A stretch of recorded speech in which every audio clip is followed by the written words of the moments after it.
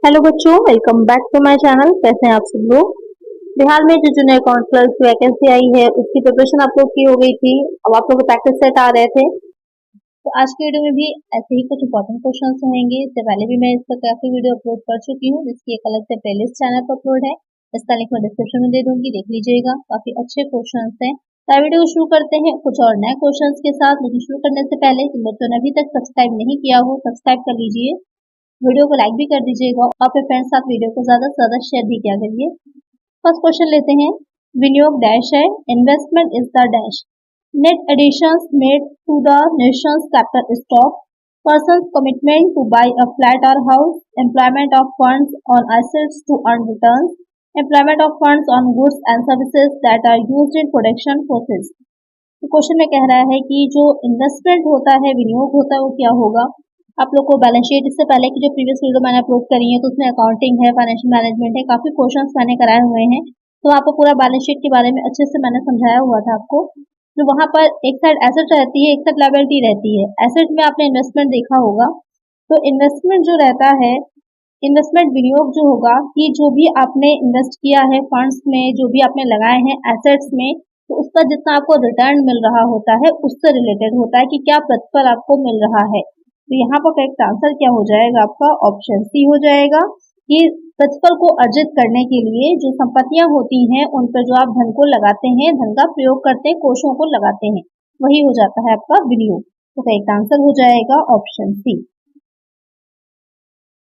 Next question है, कार्यशील पूंजी प्रबंधन डैश का प्रबंध करती है। Working capital management is managing dash a short term assets and liabilities, long term assets, long term liabilities, only short term assets. Question में कह रहा है कि जो वर्किंग कैपिटल होती है, कार्यशील पूंजी होती है, वो किसके प्रबंध से संबंधित होती है। जो अल्पकालीन संपत्तियां दायित्व होते हैं उनसे, दीर्घकालीन संपत्तियों से, दीर्घकालीन दायित्वों से, केवल अल्पकालीन संपत्ति से। तो जब भी हम वर्किंग कैपिटल की बात करते हैं, जो कार्यशील पूंजी होती है, उसको निकालने का फॉर्मूला ही क्या हो जाता है आपका, जो करंट एसेट होती है उसमें से जब हम करंट लायबिलिटी को लेस करते हैं तो हमारी निकल के वर्किंग कैपिटल आती है। तो जो वर्किंग कैपिटल होगी वो इन दोनों के ही प्रबंध से संबंधित होगी। और खासकर और स्पेशली इस बात का ध्यान रखिएगा कि अल्पकालीन शॉर्ट टर्म से संबंधित होती है। कि कार्यशील पूंजी नाम से क्लियर हो रहा है, जो आप डेली के कार्य कर रहे होते हैं, बिजनेस को रन करने के लिए जो आप काम कर रहे होते हैं, उसके लिए आपको कार्यशील पूंजी की कुछ कैपिटल की जरूरत पड़ती है, वही वर्किंग कैपिटल कहलाती है आपकी। तो ये शॉर्ट टर्म एसेट और लायबिलिटी से रिलेटेड होती है, उसका प्रबंध करती है, उसका मैनेजमेंट करती है। तो एक आंसर हो जाएगा ऑप्शन ए। नेक्स्ट क्वेश्चन है, अभिगोपक को डैश लेना पड़ता है। The underwriters has to take up dash the fixed portion of the issue capital, the unsubscribed part of the agreed portion or can refuse it, the unfixed portions of the issue capital। इसमें दो question बन रहे हैं आपके। पहला question तो ये बन जाता है कि अभिगोपक कौन होता है, अंडरराइटर्स कौन होगा। क्योंकि कई बार आपने इसको पढ़ा है, शेयर्स की जब बात आती है, जब आपकी शेयर कैपिटल की बात आती है तो अभिगोपक की भी बात आती है वहां पर। तो क्या होता है अंडरराइटर, जब कंपनी के जो अंश होते हैं, शेयर्स होते हैं, उन शेयर्स को कंपनी डायरेक्ट जनता को निर्मित नहीं करती है। कुछ एजेंसीज होती हैं, कुछ व्यक्ति होते हैं जो उनको ले लेते हैं, उसके बाद वो जनता को निर्मित करते हैं। तो एक तरह से वो मीडिएटर का काम करते हैं। तो वही क्या कहलाते हैं, अभिगोपक कहलाते हैं, अंडरराइटर्स कहलाते हैं। यहाँ पर कंपनी के लिए ये फायदा रहता है, ये प्रॉफिट होता है कंपनी को कि उसको एक तो जनता को ढूंढना नहीं पड़ता है, लोगों को तक पहुंचाना नहीं पड़ता है डायरेक्टली। और दूसरी बात ये हो जाती है कि जो न्यूनतम अभिदान की राशि उनको आवश्यक होती है अपने उसको चलाने के लिए, बिजनेस को चलाने के लिए, या जो अंश होते हैं, शेयर्स होते हैं, उनको अलॉट करने के लिए जब आवंटन किया जाता है, अलॉटमेंट होता है शेयर्स का, वो आसानी से उनको मिल जाती है। तो वो हो जाते हैं अंडरराइटर्स। अब क्वेश्चन में है कि क्या लेना पड़ता है, तो जो अनसब्सक्राइब पार्ट होता है उसको लेना पड़ता है। यानी कि जो भी कंपनी की पूंजी होती है उसका जो अनसब्सक्राइब यानी कि जो अप्रार्थित पूंजी होती है उसका एक भाग होता है जिसको लेने के लिए वो सहमत होते हैं। करेक्ट आंसर हो जाएगा ऑप्शन बी। नेक्स्ट क्वेश्चन है, वित्तीय संपत्तियां हैं dash are the financial asset. आपको यहाँ पर बताना है कि वित्तीय संपत्तियां कौन सी हैं, जो ऑप्शंस दे रखे हैं उसमें से बॉन्ड्स, मशीन, स्टॉक, एएनसी। यहाँ पर जो वित्तीय संपत्तियों की बात हो रही है, फाइनेंशियल एसेट्स की बात हो रही है, तो फाइनेंशियल एसेट्स जो हो जाती हैं कि जो बॉन्ड्स होते हैं या फिर जो स्टॉक होता है, इन दोनों को ही फाइनेंशियल एसेट माना जाता है, दोनों ही इसमें आती हैं। स्पेशली जो फाइनेंशियल एसेट्स होती हैं आपकी, उनकी जो वैल्यू होती है वो किसी कॉन्ट्रैक्चुअल राइट से या फिर ओनरशिप क्लेम से जुड़ी हुई रहती है। इसमें आपका एग्जाम्पल की बात करें तो स्टॉक्स आ जाता है, बॉन्ड्स आते हैं, म्यूचुअल फंड्स आते हैं, बैंक डिपॉजिट्स आते हैं और भी बहुत से एग्जाम्पल्स हैं। तो यहाँ पर करेक्ट आंसर क्या हो जाएगा? आंसर हो जाएगा आपका option D, ANC। Next question है, कार्यशील पूंजी का आशय होता है working capital, total of current assets, excess of current assets over current liabilities, total portion of assets with changes in business operations, all the above। Question में कह रहा है कि जो कार्यशील पूंजी है उसका क्या आशय है। तो अभी मैंने आपको इसके बारे में बताया ही था कि वर्किंग कैपिटल जो होती है, क्या उसका अर्थ होता है कि जो करंट एसेट होती हैं और जो करंट लायबिलिटीज होती हैं, इन दोनों से रिलेटेड होती है। कैसे निकाली जाती है कि जो आपकी चालू संपत्तियां होती हैं उस पर चालू जो दायित्व होते हैं उसका आधे की होती है, वही क्या कहलाती है? आपकी वर्किंग कैपिटल कहलाती है।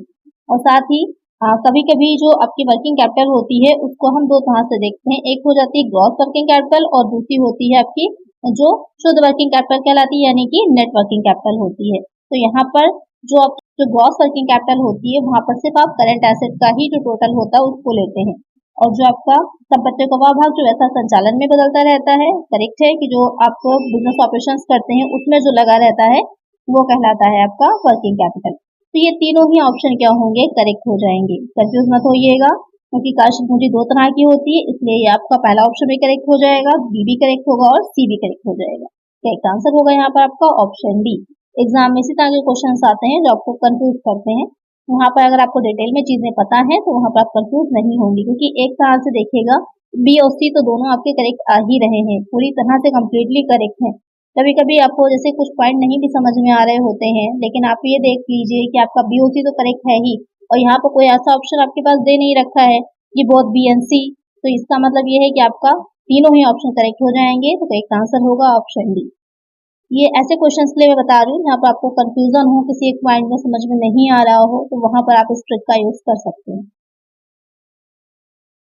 नेक्स्ट क्वेश्चन है, संचालन चक्र अवधारणा के अनुसार कार्यशील पूंजी है।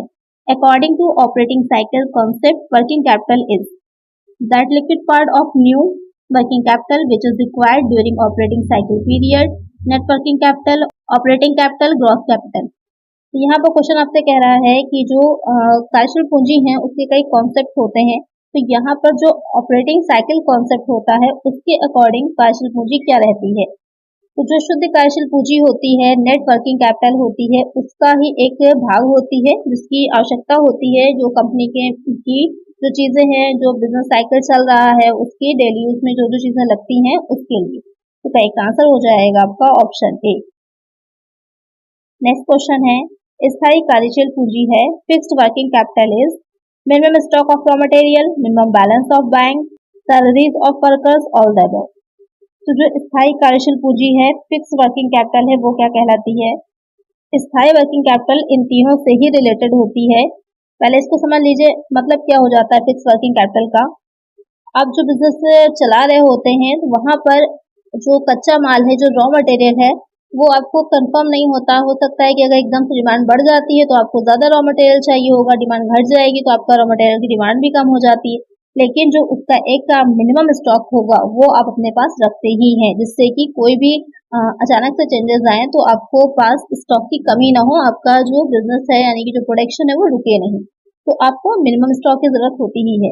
उसमें जितने भी आपकी कैपिटल लगेगी वो तो आपको लगना ही लगना है। बैंक का न्यूनतम शेष, आपने बैंक में अकाउंट अपना अगर ओपन कराया है तो वहां पर अब तो सारे बैंकों ने, चाहे वो गवर्नमेंट सेक्टर में हो, नेशनलाइज्ड हो या फिर प्राइवेट हो, सब में एक मिनिमम अमाउंट निर्धारित कर दिया गया है कि रखना जरूरी होता है। तो आपको अपना बैंक को अकाउंट को चलाए रखने के लिए उतना अमाउंट रखना ही रखना है, तो भी फिक्स्ड हो गया। मजदूरों का वेतन, जो सैलरी आप दे रहे हैं, जो वेजेस आप पे कर रहे हैं, जो आपके वर्कर्स हैं उनको, वो भी कंफर्म है कि आपको इतनी ही देनी है।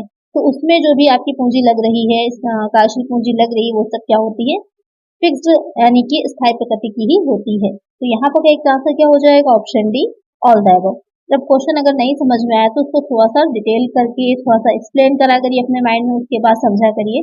तो वहां पर कई बार इस तरह से भी आपका आंसर निकल आता है, अगर आपको क्वेश्चन के बारे में सही से नॉलेज नहीं है। तो एक आंसर होगा ऑप्शन डी। नेक्स्ट क्वेश्चन है, मौसमी कार्यशील पूंजी की प्रकृति है। Nature of seasonal working capital is short term, long term, medium term, variable. यहाँ पर क्वेश्चन में कह रहा है कि जो मौसमी कार्यशील पूंजी होती है उसकी क्या प्रकृति रहती है या वो किस तरह की रहती है। तो मौसमी कार्यशील पूंजी जो होगी वो हो जाती है आपकी जो शॉर्ट टर्म से रिलेटेड होती है, क्योंकि जैसे अपना इंडिया ही है, हमारे यहाँ विंटर है, समर है, रेनी सीजन है, कई तरह के रहते हैं। तो उसमें क्या रहेगा कि उस मौसम के अकॉर्डिंग आपकी कुछ डिमांड बनती है, उसमें आपकी कुछ पूंजी जो है इन्वेस्ट होगी। मौसम जैसे ही चला जाएगा उस चीज़ों से रिलेटेड आपकी डिमांड भी समाप्त हो जाती है।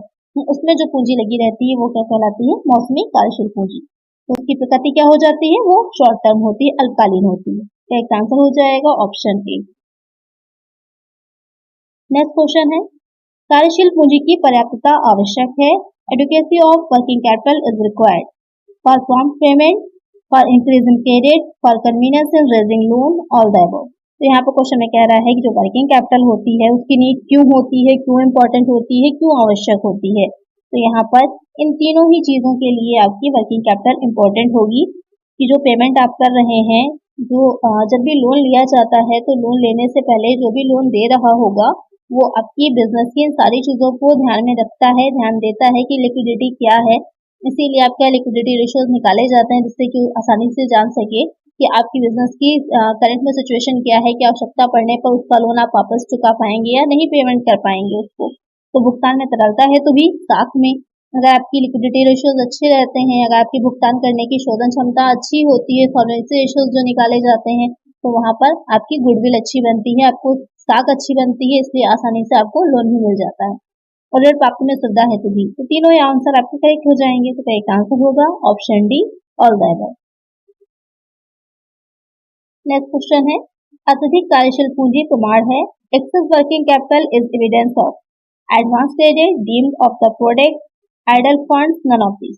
तो क्वेश्चन में कह रहा है कि जो अत्यधिक कार्यशील पूंजी यानी कि किसी बिजनेस में ज्यादा कार्यशील पूंजी वर्किंग कैपिटल अगर लगी हुई है तो उससे क्या पता चलता है या वो किस बात का एक प्रूफ होती है। तो वो हो जाती है निष्क्रिय कोषों का, आइडल फंड्स का, कि आपके पास बहुत ज्यादा फंड्स हैं, आपने उसके पास से बहुत ज्यादा वर्किंग कैपिटल है लेकिन आप उसको सही ढंग से यूज ही नहीं कर पा रहे हैं, सही ढंग से उसे अपने बिजनेस में लगा नहीं पा रहे हैं, इसीलिए वो एक्सेस आपके पास है। वरना तो ये साइकिल चलता रहता है, आपके पास है कैपिटल आई, उसमें आपने उसको रॉ मटेरियल में या जो भी वर्किंग कैपिटल की जहां जहां आवश्यकता होती है करंट एसेट और करंट लायबिलिटीज में आपकी इन्वॉल्व है और वो आपका साइकिल चलता रहता है। लेकिन अगर आपके पास वो एक्सेस है, आप उसका यूज नहीं कर रहे तो इसका मतलब जो कोष है वो निष्क्रिय है, आइडल फंड्स। एक आंसर हो जाएगा ऑप्शन सी। नेक्स्ट क्वेश्चन है, यदि यदि परिचालन व्यय 1 लाख रुपए हो और वर्ष में परिचालन चक्र 1.25 हो तो कार्यशील पूंजी होगी। If operating expenses are rupees 1 lakh and operating cycle in a year is 1.25, then working capital will be 1,25,000, 1,80,000, none of these। यहाँ पर क्वेश्चन आपका एक न्यूमेरिकल दे रखा है ये कि अगर 1 लाख का आपका ऑपरेटिंग एक्सपेंसेस हो रहे हैं और उसका जो परिचालन चक्र है यानी जो ऑपरेटिंग साइकिल है 1.25 है, तो आपको क्या निकालना है, कार्यशील पूंजी निकालनी है, वर्किंग कैपिटल निकालनी है।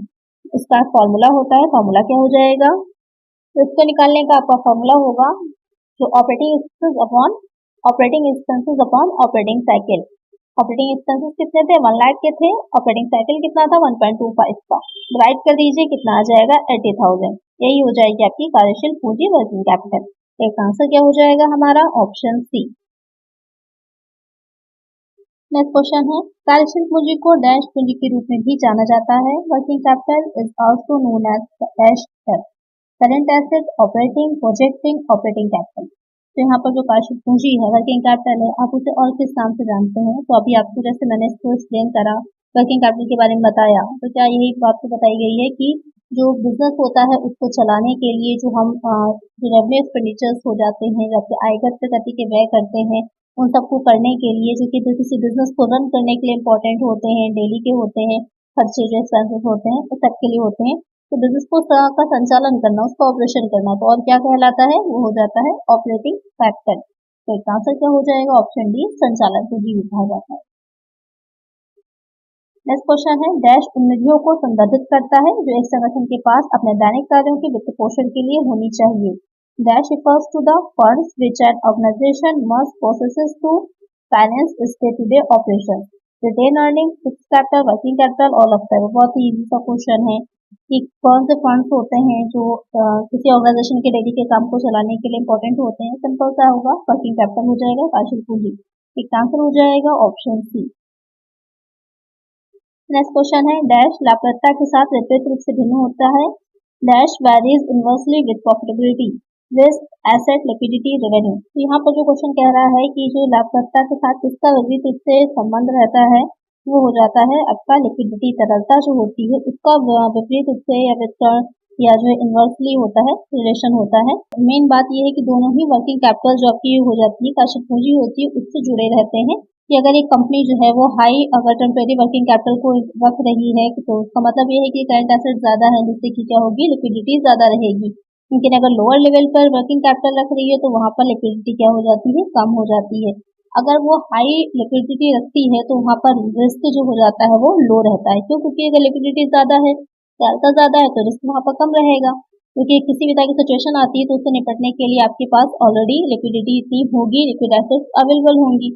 कैश इस लिक्विड एसेट स्पेशली आपकी कैश है या जो आप फॉरेन कैश में जिसे कन्वर्ट कर सके। और अगर कम लगती है तो वहां पर इससे क्या होगा, ज्यादा होता है। इसलिए कहा जाता है कि इनवर्सली क्या होता है, इसका कनेक्शन जो रहेगा वो लिक्विडिटी से होता है। तो यहाँ पर एक आंसर क्या हो जाएगा, ऑप्शन सी। नेक्स्ट क्वेश्चन है, संचालन चक्र को डैश भी कहा जाता है। Operating cycle is also called as dash, business cycle, working capital cycle, working cycle, current asset cycle. जो संचालन चक्र होता है, ऑपरेटिंग साइकिल होता है, उसे क्या कहा जाता है, तो वो आपका हो जाता है वर्किंग कैपिटल साइकिल। उसको आप कार्यशील पूंजी चक्र भी कह सकते हैं। तो एक आंसर क्या हो जाएगा, option B. Calculate the amount of liability if total asset is rupees 10,000, total liability is rupees 10,000 and total capital is equal to 5,000। यहाँ पर आपकी चीजें दे रखी हैं कि आपको बताया है कि आपकी टोटल एसेट 10,000 है, लायबिलिटी जो टोटल है वो 10,000 है और कैपिटल क्या है, 5,000 की है। यहाँ पर आपसे पूछा है कि लायबिलिटी की राशि बताइए। तो आपने बैलेंस शीट के जो दो साइड होते हैं, एक लायबिलिटी होता है, दूसरा एसेट होता है। तो मैंने आप लोगों को अकाउंटिंग की इक्वेशंस जो होती है, लेखांकन समीकरण जो होते हैं वो बताए थे। तो यहाँ पर उसी से रिलेटेड क्वेश्चन है, आपको दोनों साइड का टोटल बता दिया है और उसमें साथ में कैपिटल अलग से दे दिया। आपको सिर्फ ये बताना है कि जो अदर लायबिलिटीज होती हैं वो कितनी होंगी। उसके लिए बहुत सिंपल है, कुछ नहीं करना है। जो आपकी टोटल एसेट दे रखी है उसमें से हम जो कैपिटल की अमाउंट है उसको लेस कर देंगे, हमको पता चल जाएगा कि हमारी लायबिलिटी कितनी थी। बहुत इजी सा क्वेश्चन है। तो यहाँ पर टोटल एसेट 10,000 की है और कैपिटल है 5,000 की, लेस कर दीजिए, आपको पता चल गया लायबिलिटी है आपकी 5,000 की। क्या एक आंसर हो जाएगा, ऑप्शन सी। सिर्फ कंफ्यूज करने के लिए आपको टोटल लायबिलिटी का अमाउंट बता दिया है, जिससे कोई लेना देना नहीं है। आपको सिर्फ देखना ये है कि टोटल एसेट और जो आपकी कैपिटल दे रखी है उससे जो अकाउंटिंग इक्वेशन है उसको ध्यान में रखिए, बहुत आसानी से सॉल्व हो जाएगा आपका। एक आंसर हो जाएगा ऑप्शन सी। नेक्स्ट क्वेश्चन है, an organisation has furniture for ₹90,000, cash ₹1 lakh, debtor ₹10,000, other asset ₹1,000 and owner's equity is ₹90,000. What is the liability on the organization? किसी संगठन में जो फर्नीचर है वो 90,000 का है, नकदी जो है वो 1 लाख की है, जो देनदारियां हैं वो 10,000 की हैं, अन्य परिसंपत्तियां 1,000 की हैं और समता जो समतांश पूंजी है वो 90,000 की है। आपको ये बताना है कि संगठन का दायित्व कितना होगा। ये भी आपका जो क्वेश्चन है वो अकाउंटिंग इक्वेशन से ही लिया गया है। बस यहाँ पर आपको टोटल एसेट ना बता करके उन्होंने एसेट को अलग अलग करके बता दिया है। आपको जो बैलेंस शीट आप बनाएंगे, आप इसको ओरल भी सॉल्व कर सकते हैं, अगर आप चाहें तो बैलेंस शीट बनाकर भी इसको सॉल्व कर सकते हैं। उसके लिए क्या करना है, आपको जो चीजें हमारी एसेट साइड में आती है उसे हम एसेट साइड में लिख लेंगे। फर्नीचर आ जाएगा 90,000 का, कैश आ जाएगी 1 लाख की, जो आपके डेटर्स हैं 10,000 के वो आ जाएंगे और जो अदर एसेट दे रखी है 1,000 की वो आ जाएगी एसेट साइड में। टोटल आ जाएगा 2,01,000 का। और दूसरे साइड जो लायबिलिटी है वहां पर सिर्फ हमको एक चीज पता है, कौन सी, जो इक्विटी दे रखी है हमारी 90,000 की। 90,000 लिख लीजिए, उसके बाद हम लेस कर देंगे तो हमें पता चल जाएगा दायित्व कितना है, कितना आ जाएगा 1,11,000, वही हो जाएगा हमारा आंसर। करेक्ट आंसर हो जाएगा ऑप्शन बी। सिर्फ अपनी अकाउंटिंग इक्वेशंस जो होती हैं उसके अकॉर्डिंग आपको चलना है। इंपॉर्टेंट बस ये है कि कौन सी चीज आपको कहाँ पर दिखानी है, ये आपको पता होना चाहिए। चलिए नेक्स्ट क्वेश्चन लेते हैं। विच of the following is not a part of share holders equity? निम्न में से कौन सा शेयरधारक की क्षमता का हिस्सा नहीं है? यानी कि जो ओनर्स इक्विटी होती है, अंशधारी होते हैं, उनकी जो क्षमता होती है, उनकी जो अंश पूंजी होती है, उसमें हिस्सा नहीं माना जाता किसको? रिटेन अर्निंग प्रतिधारित आय, कैपिटल स्टॉक पूंजी स्कंद, एडिशनल पेड इन कैपिटल कुल राशि पर अतिरिक्त भुगतान किया गया, लोन्स पेएबल देय। तो यहाँ पर क्या चीज ओनर्स इक्विटी में नहीं शामिल की जाएगी या शेयर होल्डर्स इक्विटी में शामिल नहीं की जाएगी? जो लोन्स पेएबल होते हैं, देय ऋण होते हैं, उनको इसमें शामिल नहीं किया जाता। बाकी तीनों भी चीजें जो होती है वो ओनर्स इक्विटी में या फिर शेयर होल्डर्स फंड में आती हैं। तो करेक्ट आंसर होगा हमारा ऑप्शन डी। नेक्स्ट क्वेश्चन है, when actual loss is less than predetermined loss, the difference is known as। यदि वास्तविक हानि पूर्वनिर्धारित हानि से कम हो तो यह भेद कहलाता है। यानी कि जो एक्चुअल में लॉस हुआ है और जो हमने पहले से प्री डिटरमाइन यानी पहले से ये अंदाजा लगाया था, एक अनुमान लगाया था कि इतना लॉस हो सकता है, उससे कम लॉस हुआ है, तो वो क्या कहलाता है? Normal loss, abnormal loss, abnormal gain, none of this. तो इस तरह का लॉस क्या हो जाता है? आपका अबनॉर्मल गेन कहलाएगा, क्योंकि जितना आपने सोचा था उससे कम आपका लॉस हुआ है, तो डिफरेंस जो है वो आपकी लाभ हो जाएगा, असामान्य लाभ, अबनॉर्मल गेन। तो एक आंसर हो जाएगा ऑप्शन सी। नेक्स्ट क्वेश्चन है, रिटेन अर्निंग इज प्रतिधारित आय है, अप्रोप्रिएशन ऑफ प्रॉफिट लाभ का विनियोग, एस्टिमेट्स ऑफ प्रॉफिट लाभ का अनुमान, एस्टिमेट्स ऑफ कॉस्ट लागत का अनुमान, नन ऑफ द अबव, इनमें से कोई नहीं। तो यहाँ पर अच्छा क्वेश्चन है, जो रिटेन अर्निंग होती है, प्रतिधारित आय होती है, वो क्या होगी? तो जो प्रतिधारित आय होती है, तो संस्था या कोई ऑर्गेनाइजेशन है, उसने पहले के टाइम में जो पहले के वर्ष थे, ईयर्स थे, उसमें जो उसने लाभ कमाया था, उसको जो प्रॉफिट हुआ था, उसका एक हिस्सा होती है जिसको कि उसने डिविडेंड के तौर पर नहीं बांटा है, नहीं दिया है, तो वो निवेश के लिए या लाभांश बांटने के लिए उसे अलग से अपने पास रख सकती है, तो वो हो जाता है आपका प्रतिधारित आय। तो ये लाभों का एक विनियोग है, अप्रोप्रिएशन ऑफ प्रॉफिट है। तो एक आंसर हो जाएगा हमारा ऑप्शन ए। नेक्स्ट क्वेश्चन है, the summarised balance sheet of Autolite Limited shows the balances of previous and current year of retained earning rupees 25,000 and rupees 35,000. If dividend paid during the current year amount to rupees 5,000, then profit earned during the year will be। Autolite Limited की संक्षिप्त यानी कि जो balance sheet है वो पिछले और चालू वर्ष की जो प्रतिधारित आय है उसकी शेष राशि 25,000 रुपए है, और जो पिछले वर्ष की और जो करेंट ईयर है उसकी जो रिटेन अर्निंग है वो 25,000 और 35,000 की दिखा रही है। यदि चालू वर्ष जो आपका करेंट ईयर चल रहा है उसमें जो लाभांश है वो 5,000 रुपए का पे किया गया है, तो आपको ये बताना है कि जो अभी करेंट ईयर चल रहा है उसमें कितना प्रॉफिट अर्न किया गया है। यहाँ पर इसको निकालने के लिए अच्छा क्वेश्चन है काफी। इसको निकालने के लिए क्या करना है, अर्न प्रॉफिट कितना है 35,000 का, जो प्रीवियस ईयर का प्रॉफिट है 25,000, आप उसको लेस कर देंगे तो आपको ये पता चल जाएगा बिफोर पेइंग डिवाइजेबल प्रॉफिट कितना आया, कितना हो जाएगा 10,000 का, और प्लस आप पेमेंट जो है अभी डिविडेंड का जो आपने किया था 5,000 का उसको ऐड कर लीजिए, तो आपको पता चल जाएगा कि कितना प्रॉफिट आया है अभी करंट में हमने अर्न किया है, वो हो जाएगा हमारा 15,000 का। राइट आंसर हो जाएगा ऑप्शन सी। नेक्स्ट क्वेश्चन है, the formula 1 - T1 EPS upon MP into 100 may be use for. यहाँ पर एक जो फॉर्मूला आपका दे रखा है, ये फॉर्मूला कहाँ यूज होता है या किस लिए यूज किया जाता है? कॉस्ट ऑफ इक्विटी कैपिटल समता पूंजी की लागत निकालने के लिए, कॉस्ट ऑफ रिटेन अर्निंग प्रतिधारित आय की लागत निकालने के लिए, cost of preference share capital अधिकांश पूंजी की लागत के लिए, कॉस्ट ऑफ डेब्ट कैपिटल पूंजी की लागत के लिए। तो आपको ये बताना है जो फॉर्मूला दे रखा है वो कहाँ यूज होता है या किस चीज को निकालने के लिए यूज किया जाता है।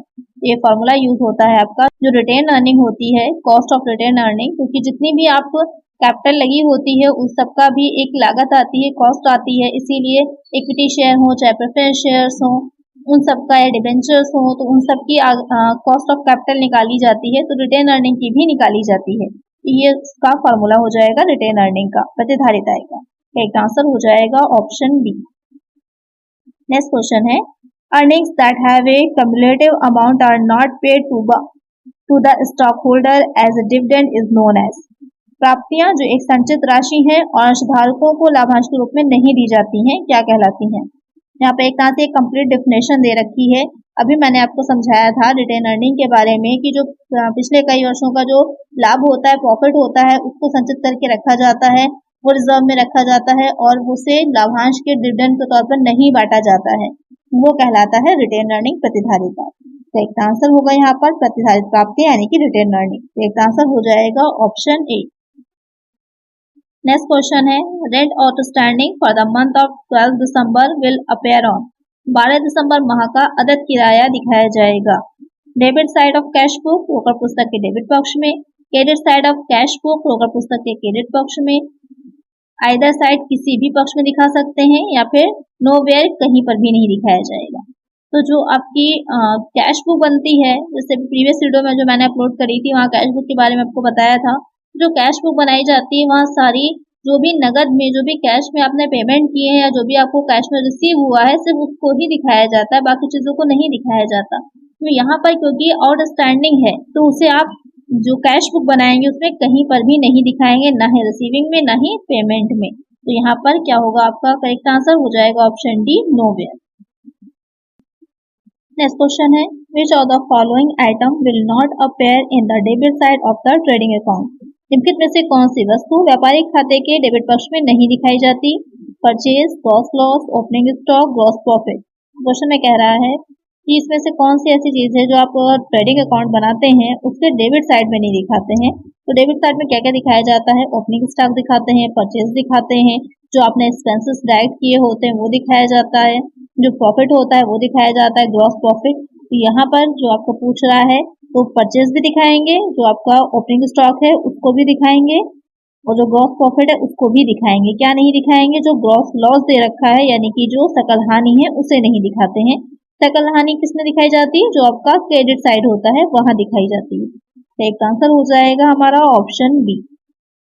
नेक्स्ट क्वेश्चन है which of the following item will appear in the trading account. यहाँ पर आपको बताना है कि जो आपके ऑप्शंस दे रखे हैं उसमें से कौन से ऑप्शंस हैं जो ट्रेडिंग अकाउंट में दिखाया जाता है। यहाँ पे ये नहीं दे रखा क्रेडिट में या डेबिट में, बस आपको ट्रेडिंग अकाउंट में उसकी एंट्री की जाती है नहीं की जाती ये पूछा गया है। पावर एंड फ्यूल, शक्ति और ईंधन, सैलरीज टू ऑफिस स्टॉक, कार्यालय के कर्मचारियों को वेतन, रिपेयर्स टू मशीनरी, मशीनरी की मरम्मत, डिप्रिसिएशन ऑन ऑफिस कार, कार्यालय कार पर मूल्यह्रास या डिप्रिसिएशन। तो यहाँ पर कौन सी मत को दिखाया जाता है, जो पावर एंड फ्यूल दे रखा है शक्ति और ईंधन उसको ही दिखाया जाएगा, बाकी कोई भी चीज जो होगी वो बाकी जितनी भी चीजें सब किस में जाती हैं, जो आप प्रॉफिट एंड लॉस अकाउंट बनाते हैं वहां पर दिखाई जाती हैं। तो एक आंसर हो जाएगा ऑप्शन ए। नेक्स्ट क्वेश्चन है which of the following item will not appear in the debit side of the profit and loss account. निम्नलिखित में से कौन सी वस्तु लाभ और हानि खाते के डेबिट पक्ष में नहीं दिखाई जाती।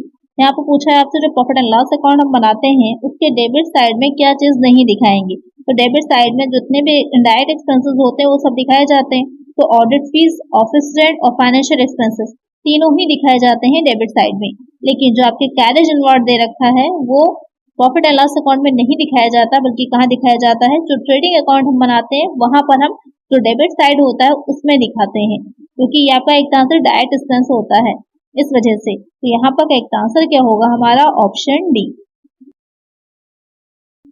नेक्स्ट क्वेश्चन है what is the amount of gross profit और loss when opening stock is rupees 18,000, purchases 78,000, cost of goods sold 1,06,000 and sales 1,49,000। यहाँ पर आपसे पूछ रहा है कि सकल लाभ या हानि की राशि क्या होगी अगर जो प्रारंभिक स्टॉक है वो 18,000 का दे रखा है, क्रय 78,000 का है, बेची गई वस्तुओं की लागत 1,06,000 की है और साथ ही जो विक्रय है वो 1,49,000 का है। तो यहाँ पर आपको क्या निकालना है, ग्रॉस प्रॉफिट या ग्रॉस लॉस कुछ भी हो सकता है वो निकालना है। 44,000 प्रॉफिट, 42,000 प्रॉफिट, 43,000 प्रॉफिट या फिर 43,000 का लॉस। यहाँ पर बहुत ही सिंपल है, कुछ भी नहीं करना है आपको। ओपनिंग स्टॉक और परचेजेस को मतलब ही नहीं है क्योंकि डायरेक्ट आपको बता दिया है कॉस्ट ऑफ गुड्स सोल्ड कितनी है। अगर हमें cost of goods sold direct ही पता चल गया है और सेल दे रखी है तो सेल में से हम कॉस्ट ऑफ गुड्स सोल्ड को लेस कर देंगे, हमारा प्रॉफिट निकल आएगा। यहाँ पर हमें जो ओपनिंग स्टॉक और परचेजेस है उसको देखना ही नहीं है, सिंपल है बहुत, सिर्फ कंफ्यूज करने के लिए दे रखा है। यहाँ पर जो सेल है उसमें से डायरेक्ट आप कॉस्ट ऑफ गुड्स सोल्ड को लेस कर दीजिए, आपका निकल आएगा प्रॉफिट या लॉस। यहाँ पर हम देख रहे हैं कि सेल हमारी क्या है 1,49,000 की है और जो कॉस्ट ऑफ गुड्स सोल्ड है 1,06,000 का है। लेस करेंगे तो कितना आ जाएगा, 43,000 आ जाएगा। क्या हो जाएगा, 43,000 का प्रॉफिट आएगा। तो एक आंसर हो जाएगा हमारा ऑप्शन सी। नेक्स्ट क्वेश्चन है, if net profit is 20,000 and gross profit is 35,000 and there are no incomes other than sales turnover, how much shall be the indirect expenses shown in the profit and loss account? आपको question पे ध्यान दीजिएगा। आपको net profit बताया है 20,000 का और आपको ग्रॉस प्रॉफिट बता रहा है 35,000 का, और यहाँ पर कह रहा है कि जो सेल्स पर जो एक्सपेंसेस किए गए हैं उसके अलावा और कोई भी एक्सपेंस नहीं किया गया है।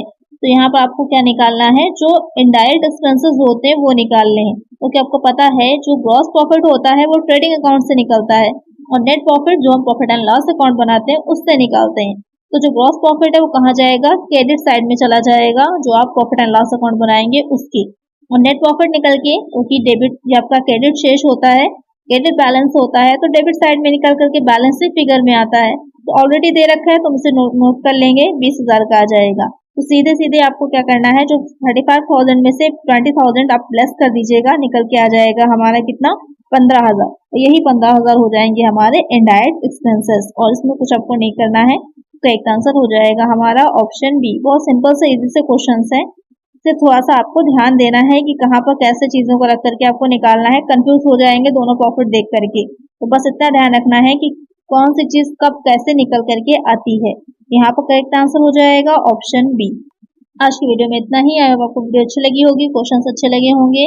मिलते हैं नेक्स्ट वीडियो में कुछ और नए क्वेश्चंस के साथ। अगर वीडियो अच्छी लगी है तो लाइक करिएगा, चैनल पर नए तो सब्सक्राइब कर लीजिएगा और फ्रेंड्स वीडियो को शेयर कर दीजिएगा। मिलते हैं नेक्स्ट वीडियो में। Thank you.